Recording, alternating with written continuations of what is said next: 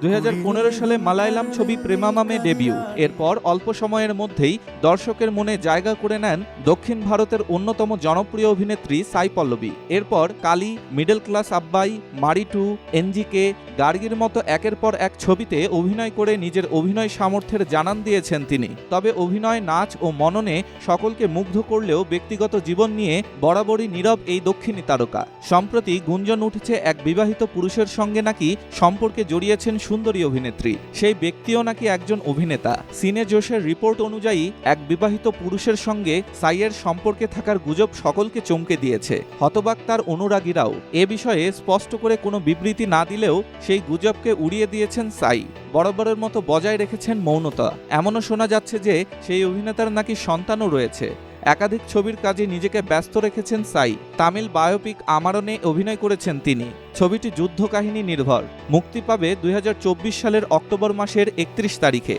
Samantha Ruth প্রভুর প্রাক্তন স্বামী নাগা চৈতন্যের সঙ্গে থান্ডেল নামের একটি তামিল ছবিতে কাজ করছেন সাই। এছাড়াও বলিউডে ডেবিউ করছেন সাই। রণবীর কাপুর অভিনীত রামায়ণ ছবিতে সীতার চরিত্রে সাইকেই কাস্ট করা হয়েছে। সব ঠিক থাকলে 2025 সালে সিনেমা হলে মুক্তি পাবে সেই ছবিও। ডেস্ক রিপোর্ট, স্টার সংবাদ।